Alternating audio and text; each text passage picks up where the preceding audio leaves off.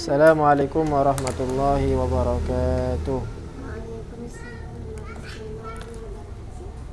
Alhamdulillah wassalatu wassalamu ala Rasulillah wa ala alihi wa sahbihi wa man walah. La haula wa la quwwata illa billah, amma ba'du. Alhamdulillah, pada pertemuan kali ini kita bisa melanjutkan ngaji kitab Kifayatul Akhyar dalam keadaan sehat walafiat. Mudah-mudahan kita berdoa kepada Allah Subhanahu wa taala senantiasa diberikan ma'unah, taufik, barakah dari Allah Subhanahu wa taala. Amin ya rabbal alamin. Salawat serta salam mudah-mudahan tetap tercurah limpahkan kepada junjungan kita Nabi Agung Nabi Muhammad sallallahu alaihi wasallam.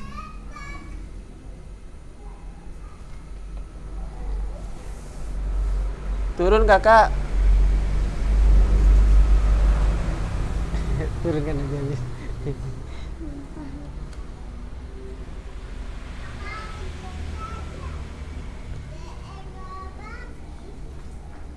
Pada pertemuan kali ini kita melanjutkan bab yaitu penggunaan wadah emas.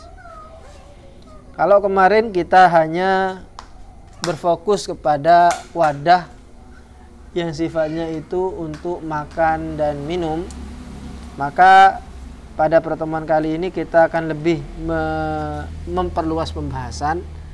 Wadah tersebut bukan hanya untuk makan dan minum, tetapi lebih dari itu. Di halaman 18, wa yuhramu isti'malu ma'ul wardi wal adhani fi qamaqimiz zahabi wal fiddati. Hadza huwa sahihu. Artinya diharamkan menggunakan air mawar. Jadi dulu itu orang untuk wewangian itu mereka menggunakan air mawar. Jadi mawar yang kemudian diambil airnya disimpan di dalam wadah kecil. Wal adhan, dan juga minyak-minyak, baik itu minyak wangi ataupun minyak-minyak untuk masak. Nah, tetapi mereka menggunakan wadahnya menggunakan wadah emas dan perak. Fi qamaqimidz dzahabi wal fiddah. Ini haram. Sampean punya punya minyak parfum, tapi diwadahinya pakai wadah emas. Nah, ini haram.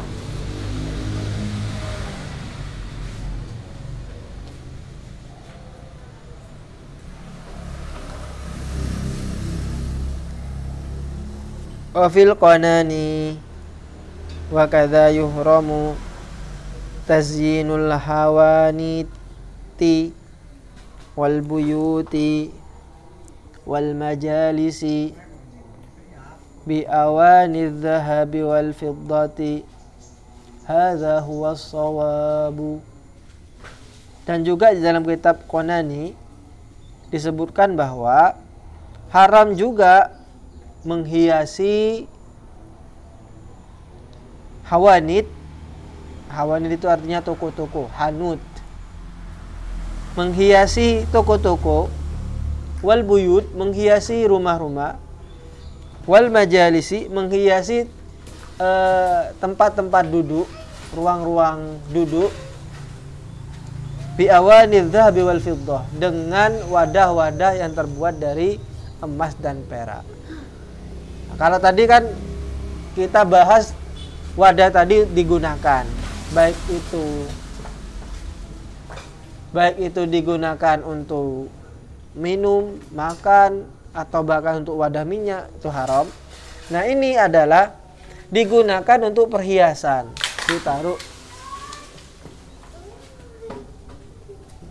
ditaruh di rumahnya, dibuat hiasan, pertetan wadah emas, tidak boleh. Atau ditaruh di warungnya, di tokonya, tidak boleh.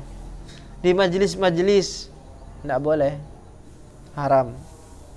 Hadza wassawab. Ini adalah pendapat yang benar. wa jawwazahu ba'dul ashabi wa huwa ghalatun.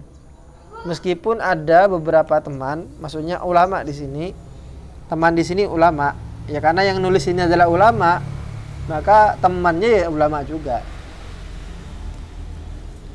Dan sebagian ulama memperbolehkannya. Wa huwa ghalatun. Tapi ini salah, pendapat yang salah.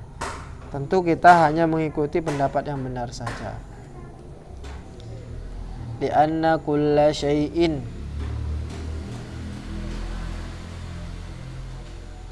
asluhu haramun fannadharu ilaihi haramun. Karena dasar segala sesuatu itu adalah haram, maka melihatnya pun juga haram. Kalau kemarin hanya menggunakan wadah itu digunakan untuk tempat makan, tempat minum, itu haram. Kalau ini sekarang tidak digunakan apapun, tidak dipergunakan untuk wadah apapun, cuman dibuat hiasan. Nah, ini haram. Meskipun ada yang menghalalkan. Kenapa? Yaitu dasarnya karena asal sesuatunya ini adalah haram, maka ya turunannya pun juga haram. Kesananya pun juga menjadi haram. Wa qad nassa Syafi'i wal ashabu annahu law tawadda'a aw irtasala min ina'i dhahabin au fiddatin aso, sebagaimana di dalam kitab-kitab yang masyhur dalam mazhab Imam Syafi'i. Imam Syafi'i telah mentekskan, dan juga para sahabat, maksudnya ulama-ulama Syafi'iyah telah menjelaskan secara jelas, secara gamblang, bahwa barang siapa yang mengambil wudhu atau mandi untuk menghilangkan hadas besar menggunakan wadah dari emas dan perak, maka dia telah bermaksiat. Dia telah bermaksiat. Artinya bahwa penggunaan emas ini kemudian menjadi lebih luas lagi. Bukan hanya untuk penggunaan wadah saja, tapi untuk wadah yang tidak digunakan, cuman digunakan untuk perhiasan saja, itu juga haram. Nanti ada penjelasannya.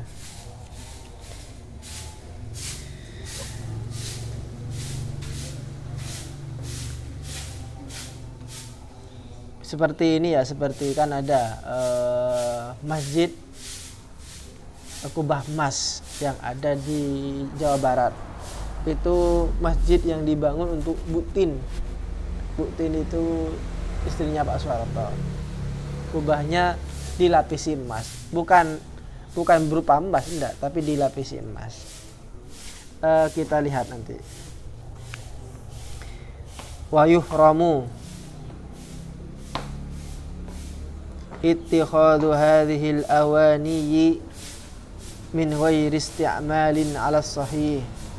Kita masih membahas tentang wadah yang terbuat dari emas ini. Diharamkan mengambil wadah-wadah emas ini meskipun tidak digunakan, min ghairi isti'mal, meskipun tidak digunakan. Kayak tadi itu hanya digunakan untuk perhiasan, tidak boleh. Jadi sampean punya piring emas, piringnya ini nggak digunakan, ditaruh di ruang tamu, dibuat hiasan, ini tidak boleh. Li'annama hurima isti'maluhu hurima ittikhaduhu. Karena apa yang diharamkan di dalam penggunaannya, maka haram pula mengambilnya. ka'alatil lahwi, seperti alat-alat yang sifatnya itu permainan. Ya hanya sebagai lebih-lebih saja, cung-cungan. Ya kayak tadi itu perhiasan, cung-cungan. Nah, bagaimana dengan kubah masjid tadi itu? Apakah masuk dalam kategori ini? Ittikhadz. Ittikhadz itu artinya mengambil mengambil emas itu tapi bukan untuk digunakan. Ya hanya untuk sebagai ka'alatil lahwi, seperti hanya sebagai cung-cungan saja, gaya-gayaan. Contoh yang lain, punya mobilnya dilapisi dengan emas.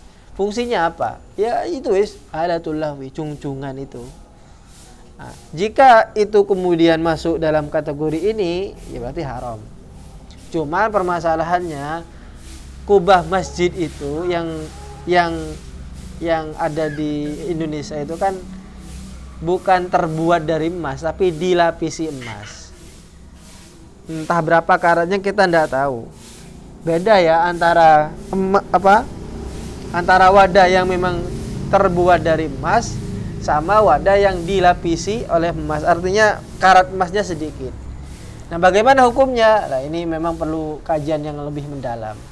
Tapi kalau kita mengikuti mengikuti hukum yang di sini, jika itu masuk kategori ittikhadz hadhil awani, ya haram. Tapi dengan catatan bahwa itu semua digunakan untuk ka'alatil lahwi, untuk sebagai alat-alat permainan saja, atau bahasa kita cung-cungan lah gitu ya, buat keren-kerenan gitu. Sebenarnya tidak ada fungsi yang lebih urgen lagi kecuali itu saja, buat cung-cungan. Oh gaya, mobilnya berlapiskan emas. Itu kan ada ada sisi tabdzir gitu, membuang-buang sesuatu yang sebenarnya tidak urgen, tabdzir. Bahwa innal mubadzirina kanu ikhwanasy syayatin, kemudian bahwa tabdzir itu dilarang, ya masuk di situ.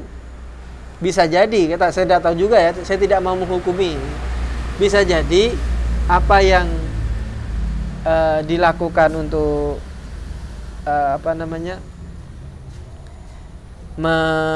melapisi kubah masjid dengan emas, itu masuk di situ, masuk tabdzir. Bisa jadi, karena memang tidak ada fungsi yang urgen kecuali hanya untuk mewah-mewahan saja. Wallahu alam.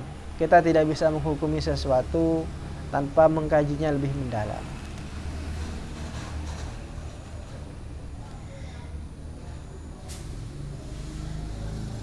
Apalagi sekarang makan, sampai tahu wagyu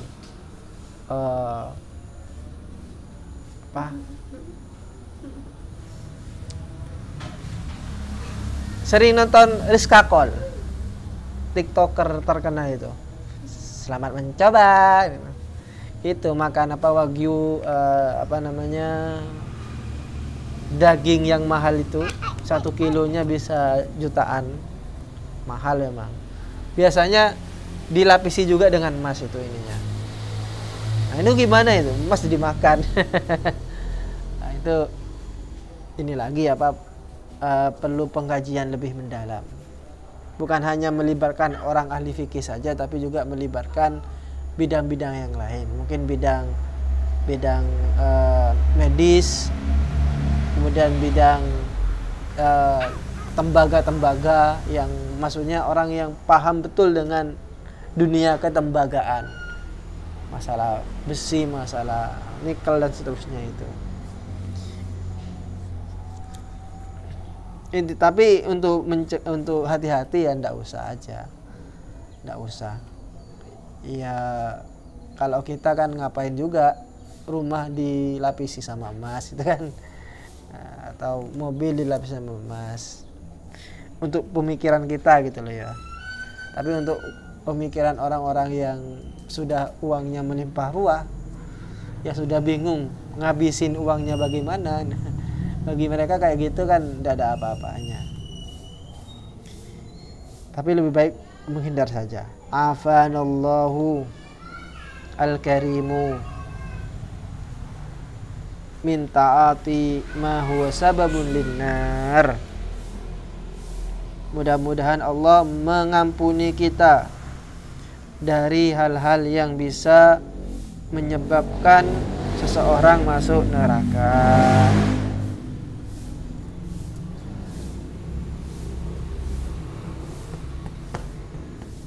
Wa yuhramu 'ala as-sa'ighi sun'atah. Juga diharamkan bagi orang yang membuat wadah emas itu untuk mencetak dan membuat wadah-wadah emas itu. Wala yastahiqu ujratan. Dia tidak berhak mendapatkan upah. Orang bekerja kan untuk mendapatkan upah, mendapatkan gaji. Nah, orang yang buat wadah-wadah emas itu tidak berhak mendapatkan upah. Kenapa? Li'anna fi'lahu ma'siyatun.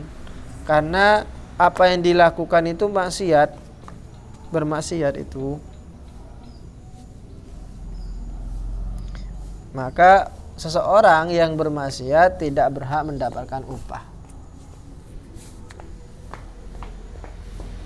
Walau kassara sakhsun hadhil awani fala arisa alaihi.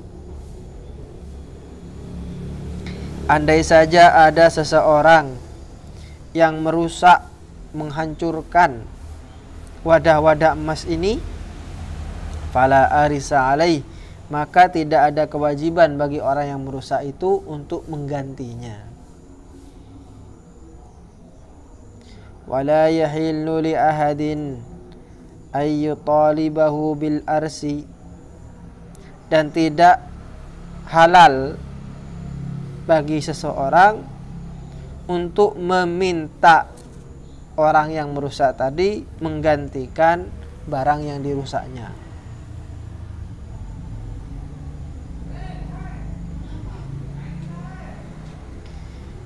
Wala raf'ihi ila zalimin min hukami zamanina, dan juga tidak boleh kasusnya ini diangkat kepada hakim, kepada pengadilan di zaman kita.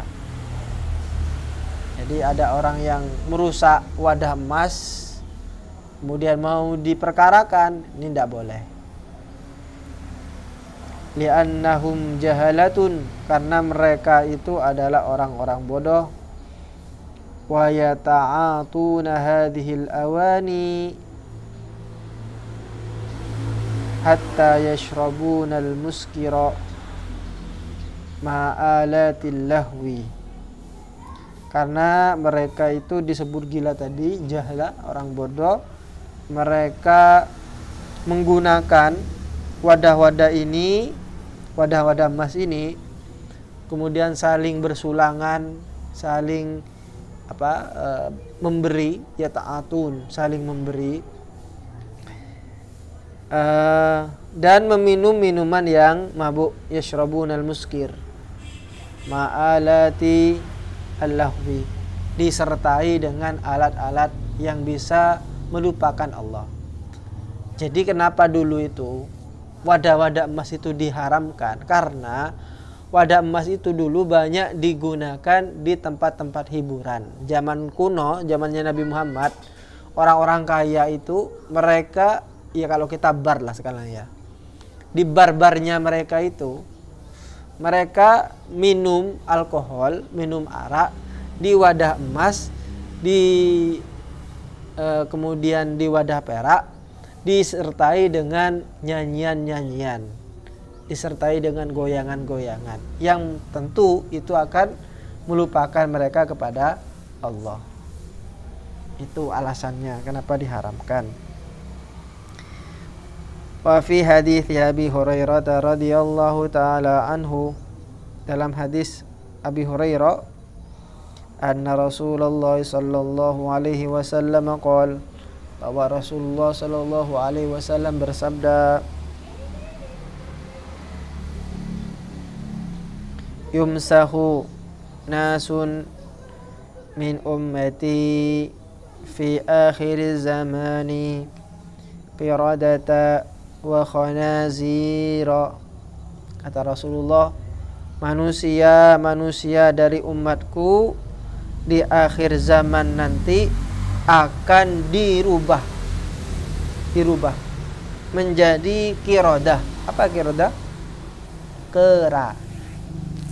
Wa khanazir, menjadi babi, dirubah menjadi kera dan babi.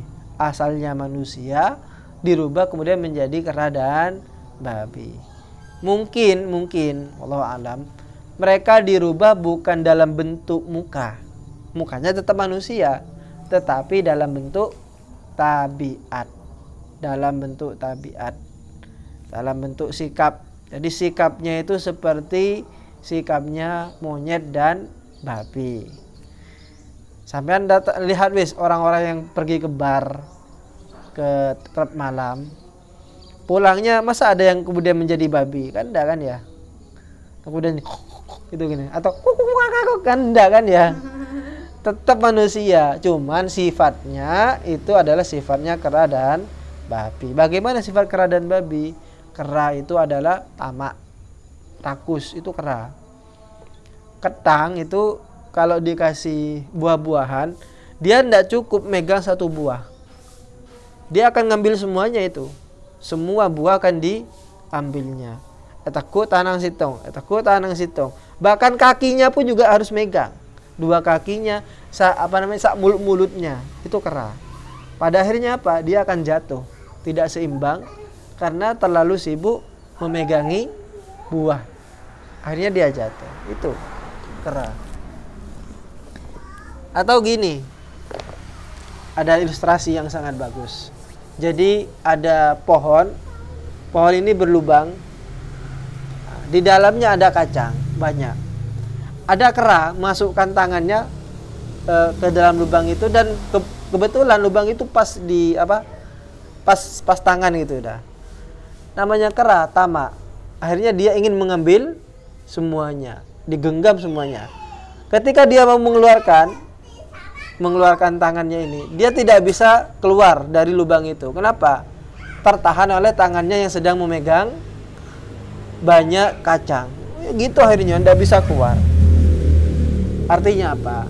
Artinya dengan ketamakan si monyet itu, si kera itu, dia tidak bisa terlepas dari masalah. Coba kalau monyet ini kan monyet ya, mau berpikir, coba ambilnya satu-satu. Kan bisa dia keluar masuk, keluar ambil lagi. Pada akhirnya apa yang ada di dalam itu bisa keambil semuanya tanpa ada masalah. Tapi itulah monyet, tamak, mau diambil semuanya sekaligus, ya tidak bisa akhirnya gitu. Kayak gitu. Itu kera, tamak. Kemudian khanazir, babi. Babi itu tidak punya malu.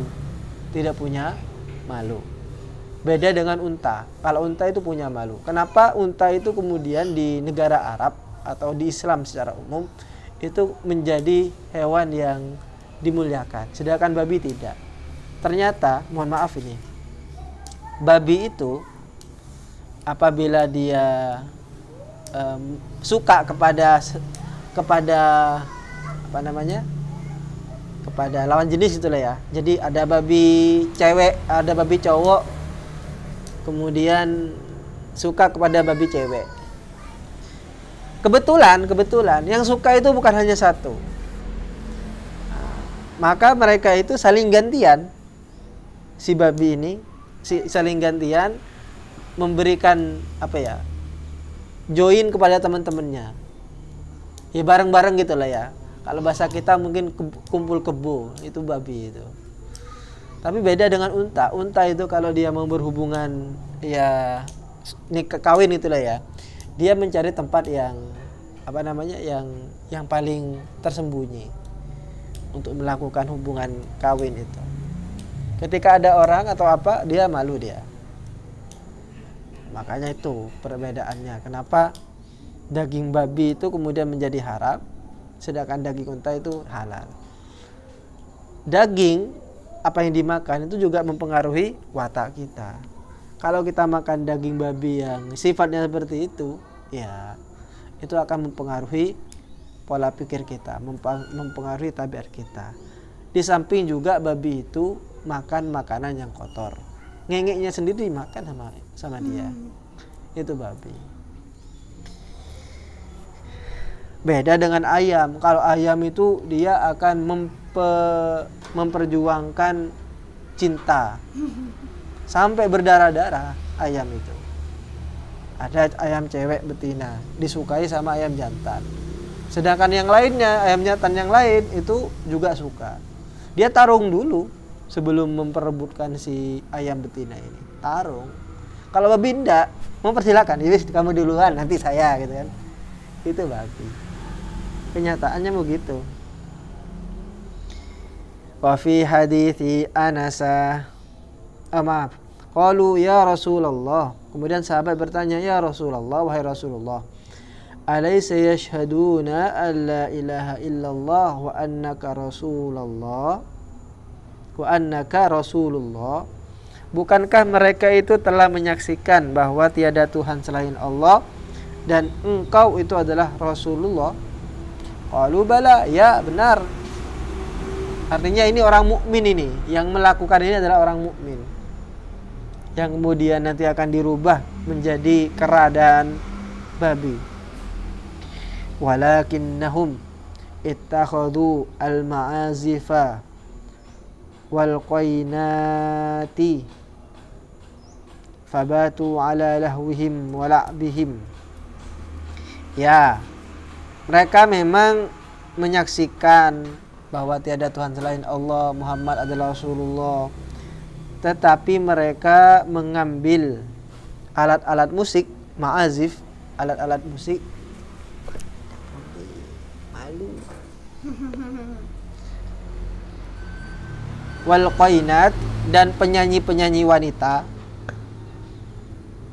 Fabatu ala lahwihim, kemudian mereka sepanjang malam menikmati musik dan nyanyian-nyanyian itu, bermain-main dengan itu, wala'bihim, dan main-main.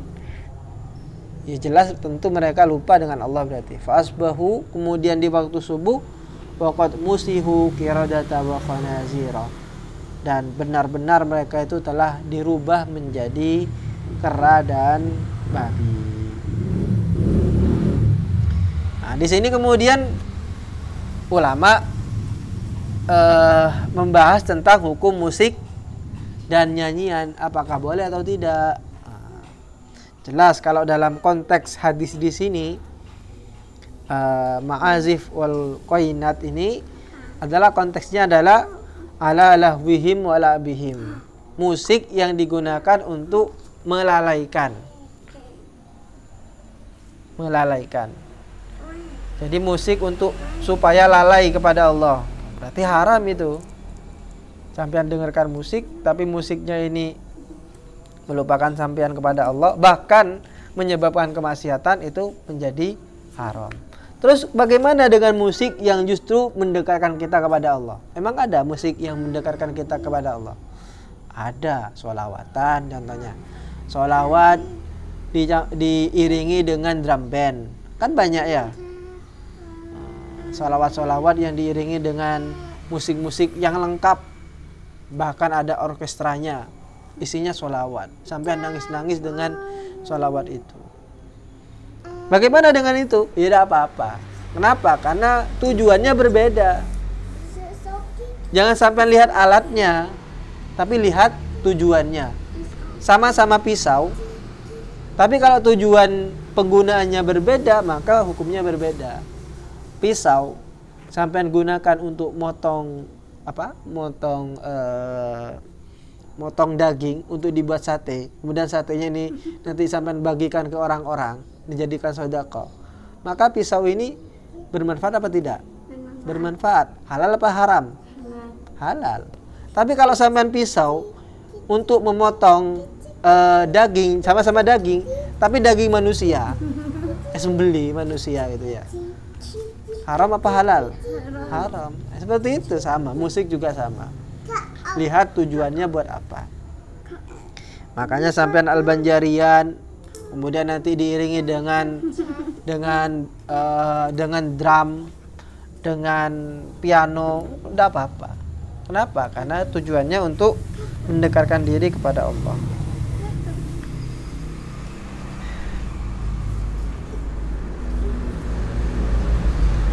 Wa fi hadithi Anas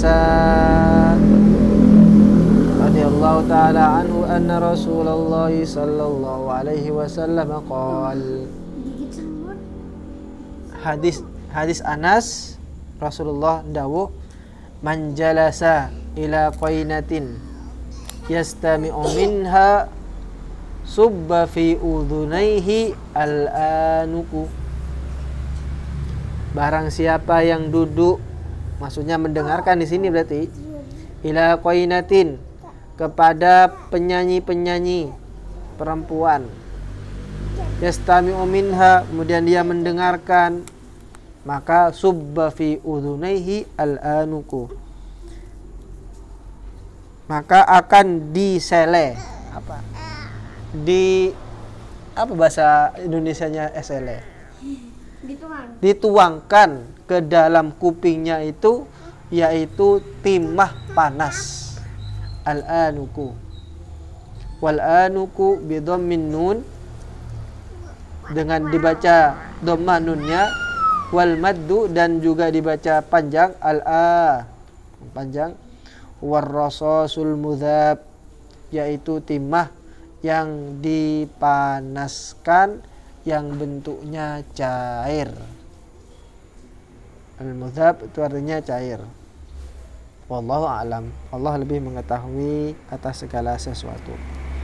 Mudah-mudahan kita senantiasa mendapatkan limpahan rahmat, taufik, ma'unah dari Allah, sehingga bisa menjauhi segala larangan-larangannya. Amin ya rabbal alamin. Ini saja yang bisa kita sampaikan, mudah-mudahan bermanfaat. Wa akhiran wallahul muwaffiq ila aqwamit thoriq. Assalamualaikum warahmatullahi wabarakatuh.